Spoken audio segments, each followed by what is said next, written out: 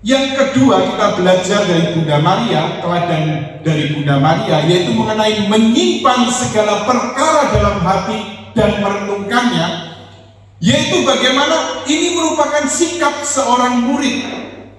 Seorang murid bagaimana menghayati iman dalam hubungan dengan Tuhan.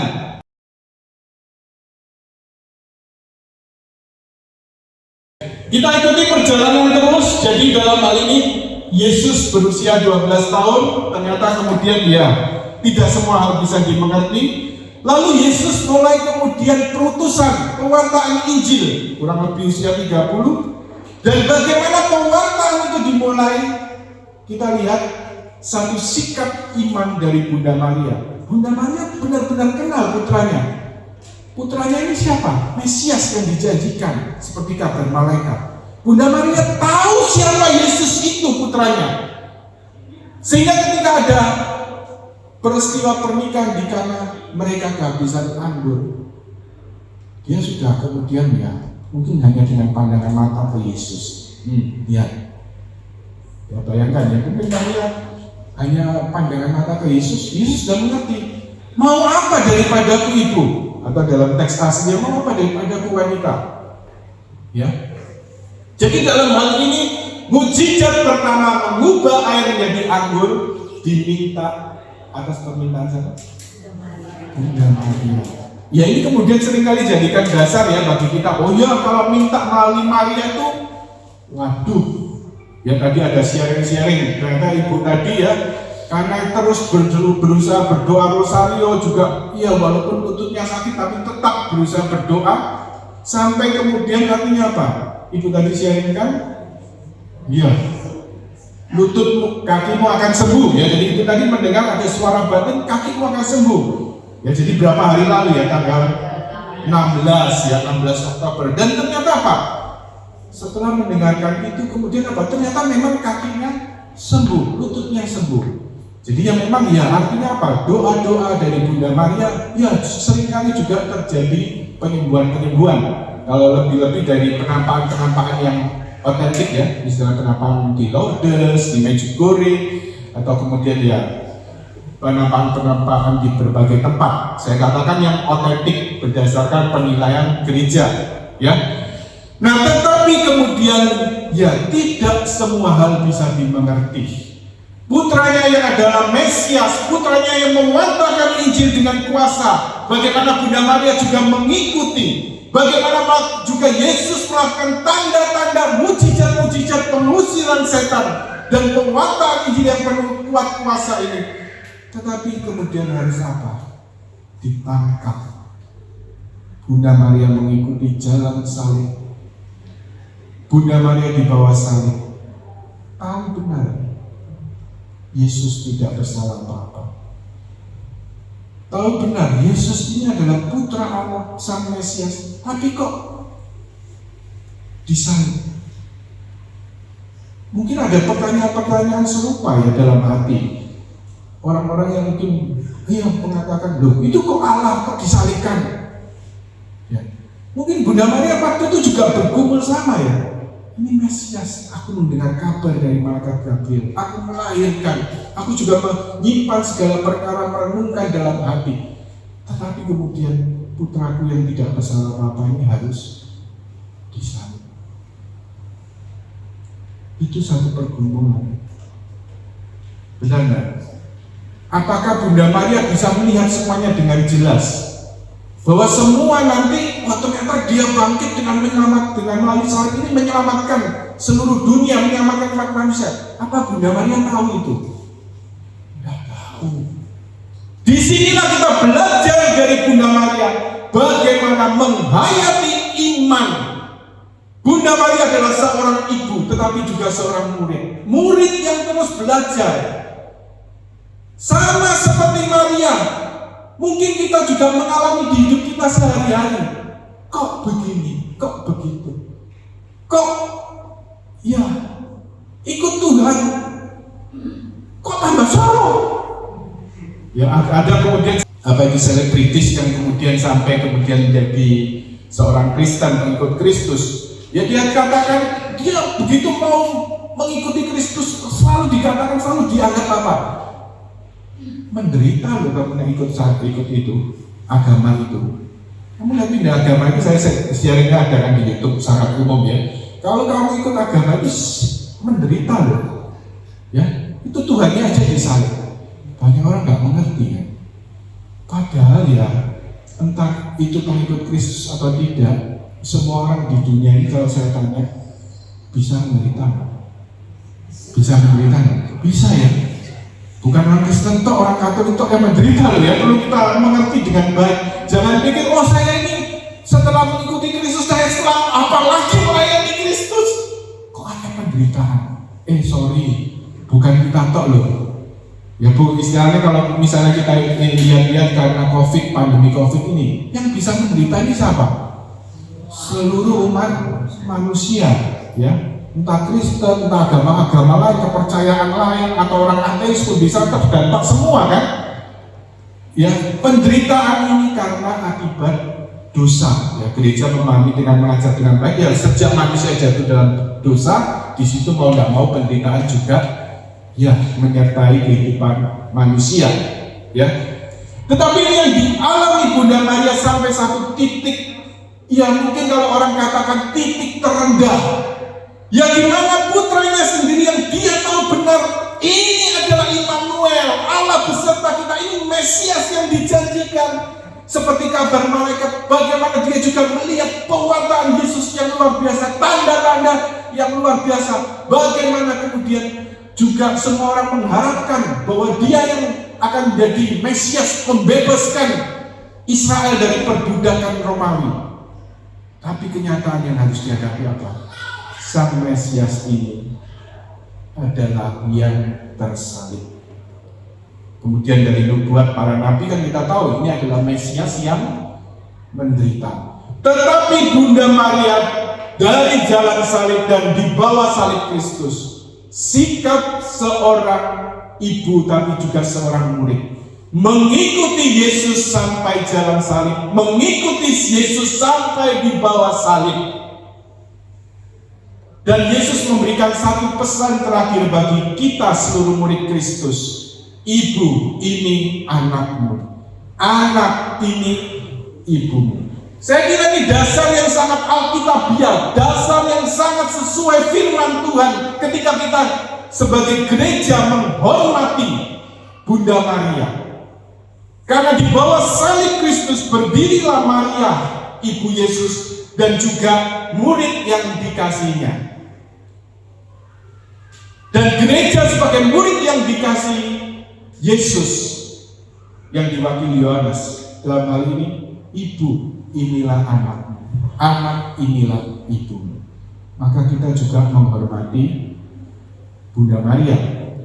Ya kalau kita sadar sebagai murid yang dikasihi Yesus, ya tentunya kita juga menghormati Maria.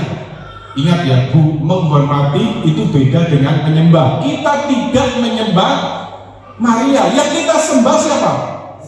Bapa, Putra, dan Roh Kudus, Allah Tritunggal Maha Kudus. Pada Maria dan para kudus kita menghormati. Jadi kadang-kadang saya mikir, ya mungkinnya sederhana, ini kan perintah Yesus sendiri, kita menghormati Maria. Kita menerima Maria sebagai ibu kita. Kalau kita menjadi murid yang dikasihi, ya kita pasti menerima Bunda Maria. Kalau kita bukan murid yang dikasihi, berarti kita tidak menghormati Maria. Jadi kalau ada yang sampai pengikut Kristus tidak mengasihi, tidak menghormati Maria, berarti tidak termasuk apa?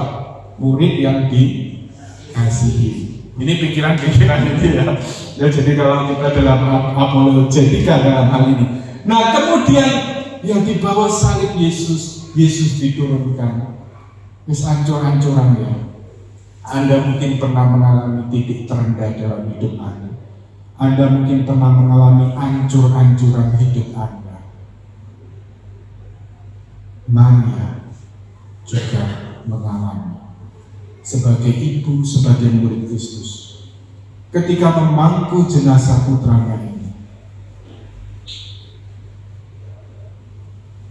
seorang ibu akan sangat sedih sekali kalau kemudian sampai kehilangan putranya.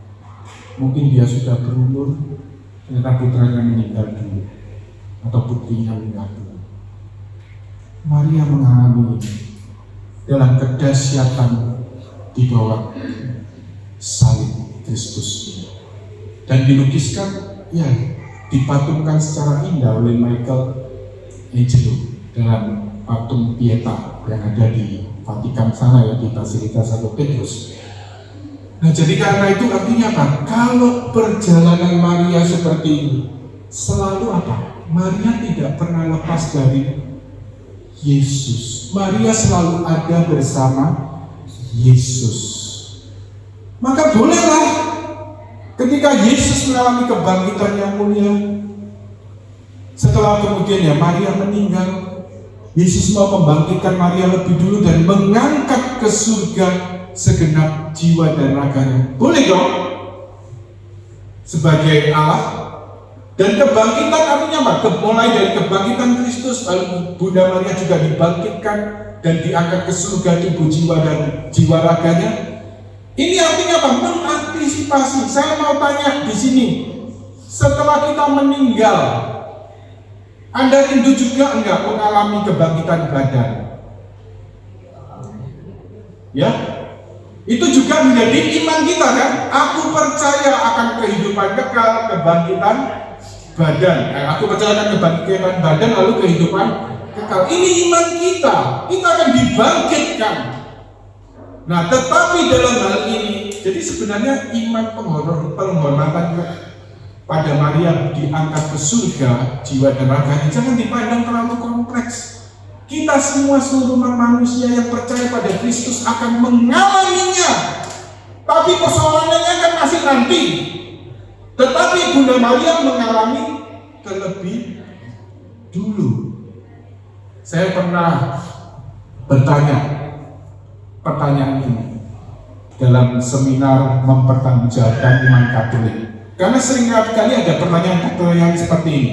Lalu kemudian ya setengah iseng ya sama kemudian teman saya gitu, tanya, karena ada kesempatan tanya jawab ke Romo Pityarto, sekarang kan Bapak Uskup ya, tapi waktu itu masih Romo Pityarto.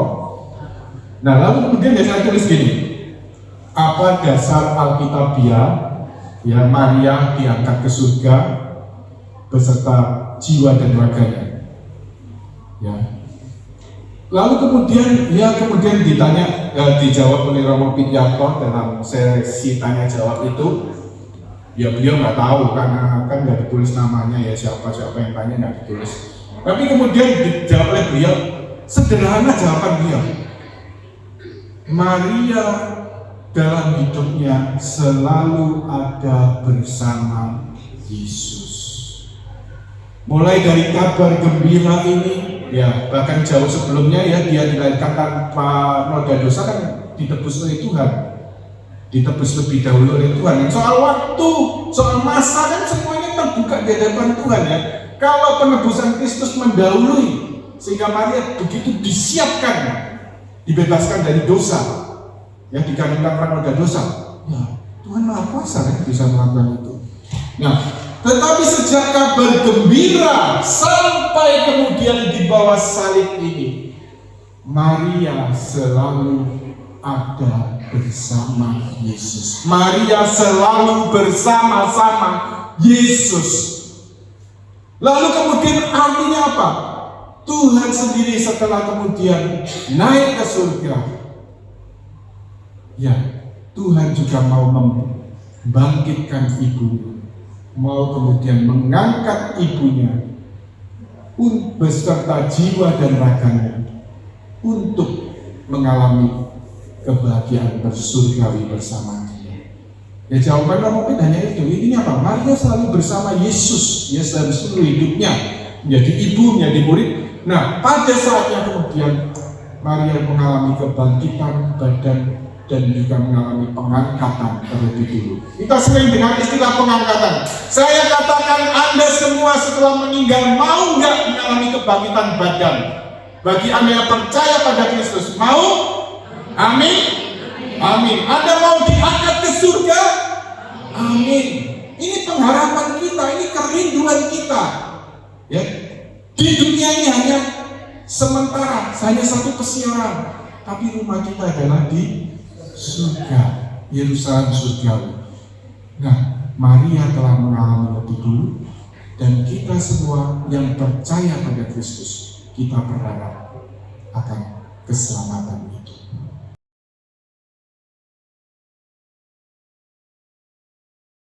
Mari kita hening sejenak. Kita juga belajar dari sikap batin Bunda Maria. Maria menyimpan segala perkara dalam hatinya dan merenungkannya. Kita mohon pada Tuhan supaya setiap kita belajar dari teladan Bunda Maria, sebagaimana Yesus juga belajar berdoa dari ibunya ini. Kita mohon supaya Tuhan menjadikan rumah doanya, supaya juga kita dapat meneladani Maria untuk merefleksikan setiap pengalaman hidup, bahkan hal-hal yang mungkin kita alami, kita rasakan sebagai satu beban yang berat, atau juga sukacita, kegembiraan, atau duka cita, kita bawa pada Yesus pada malam ini. Kita mau bersama Bunda Maria untuk menyimpan segala perkara dalam hati dan merenungkannya. Jadikan lagu ini sebagai doa. Kita akan mohon kekuatan, penghiburan, dan pertolongan Roh Kudus. Apapun segala masalah dalam hidup Anda, supaya saat ini mau kita letakkan kepada Tuhan, kita bawa kepada Tuhan. Kita juga mau semakin menyadari setiap kita dipanggil untuk menjadi rumah doa.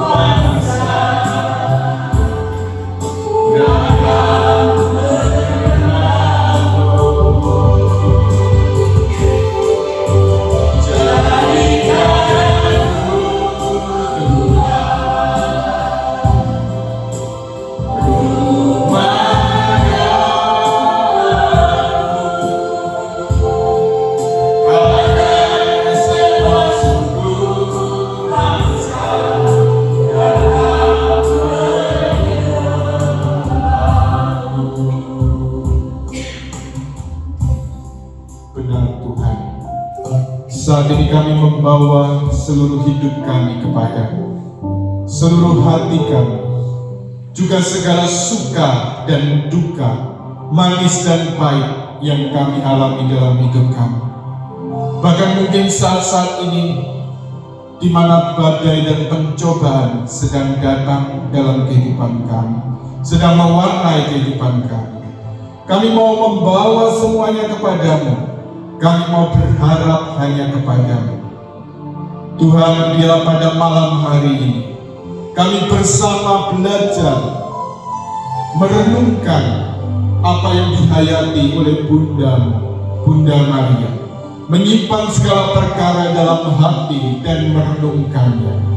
Berikan hati seperti Bunda-Mu kepada kami semua, agar kami dapat memandang segala peristiwa hidup kami dalam kacamata iman, dalam terang-Mu sendiri Tuhan. Bahkan di tengah-tengah saat yang mungkin begitu sulit dan menyesatkan. Tetapi satu hal, seperti yang dialami oleh Bunda Maria dan Engkau sendiri Tuhan, Allah selalu menyertai. Allah Sang Immanuel yang tidak pernah meninggalkan. Jadikan setiap kami rumah doa.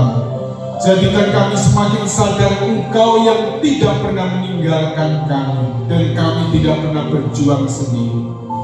Karena Engkau tinggal dalam hati kami. Karena Engkau menjadikan setiap kami rumah doa.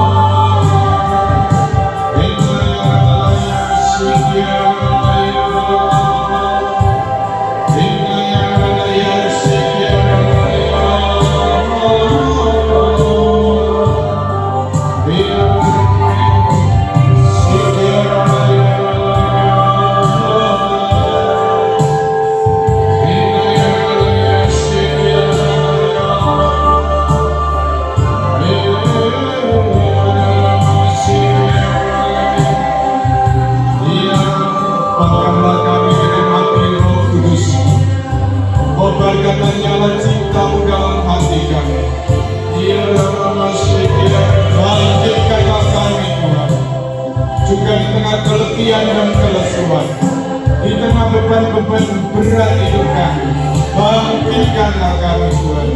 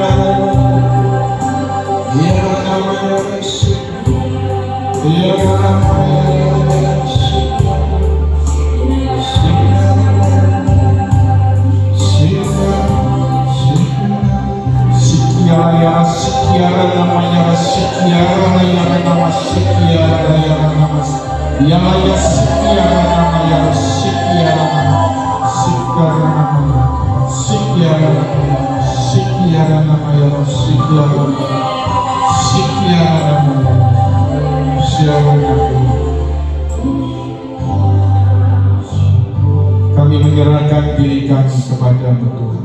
Kami menyerahkan keluarga-keluarga kami kepadamu. Kami juga menyerahkan segala permasalahan dan persoalan hidup kami, sakit penyakit kami kepadamu Tuhan. Kami mau bawa semua kepadamu, kami letakkan di bawah kaki-Mu. Ulurkan tangan-Mu Tuhan untuk menjamah, untuk menolong.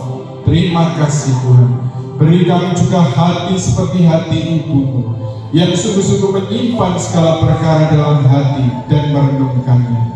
Syarana maya sikiara layana nama sikiara layana nama iara nama sikiara layana nama sikiara nama yos iara nama yos sikiara nama yos sikiara nama yos sikiara nama yos iara nama sikiara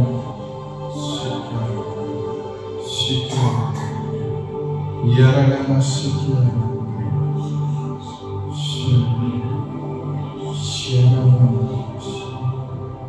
Arahkan hatimu hanya kepadaku. Serahkan segala yang memenuhi pikiranmu saat ini kepadaku. Jangan takut.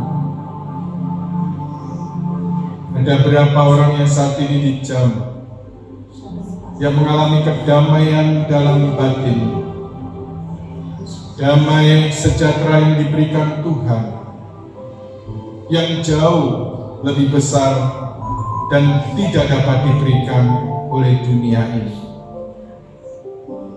Biarlah damai ini memberi kekuatan di dalam batin untuk menghadapi setiap persoalan dan permasalahan.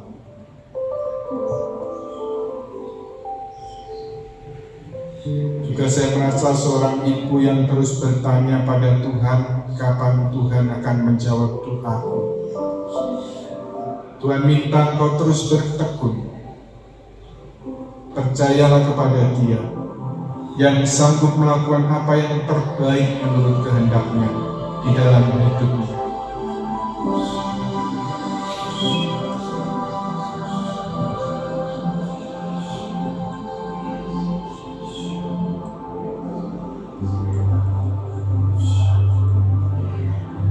Tuhan tidak pernah meninggalkan engkau, anakku. Terus berjalan dan bersama aku. Janganlah takut, karena engkau tidak pernah sendirian. Walau engkau merasa seringkali begitu jauh dariku, tetapi percayalah, aku tinggal di dalam hatimu dan menyertai engkau.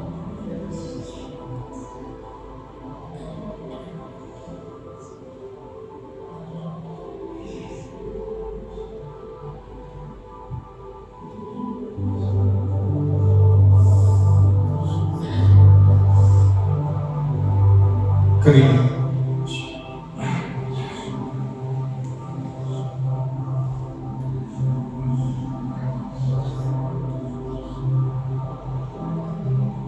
Silakan jika ada yang terdorong untuk menyampaikan pesan.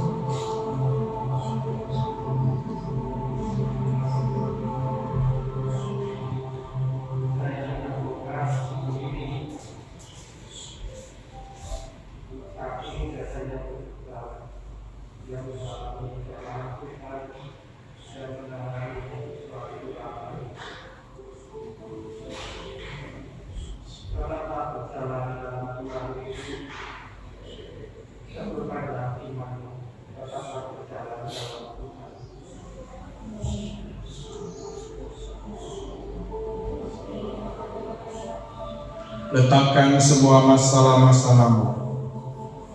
Berbicaralah dan berdoalah pada Tuhan seperti engkau bercerita pada seorang sahabat.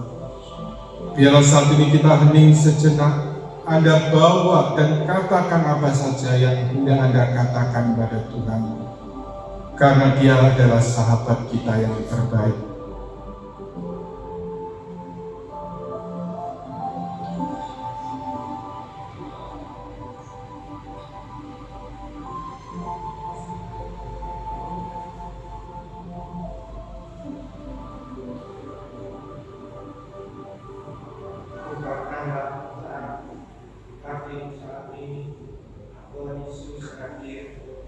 Roh Kudusnya hadir saat ini. Ungkapkan segala kesalahan ini. Siapa kelembagaan damai sukacita mengalir dalam diri.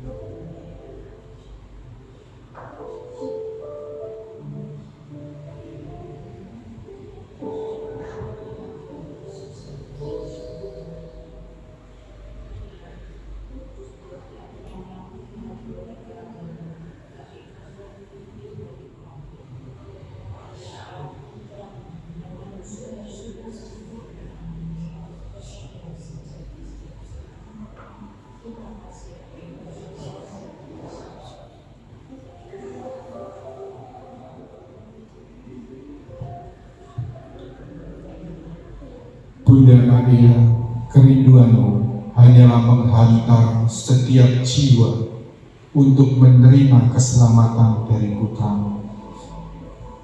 Doakan dan hantarlah semua orang untuk terbuka oleh penyelamatan Putramu, oleh penebusan Putramu, yaitu melalui wafat Putramu di atas salib dan kebangkitannya.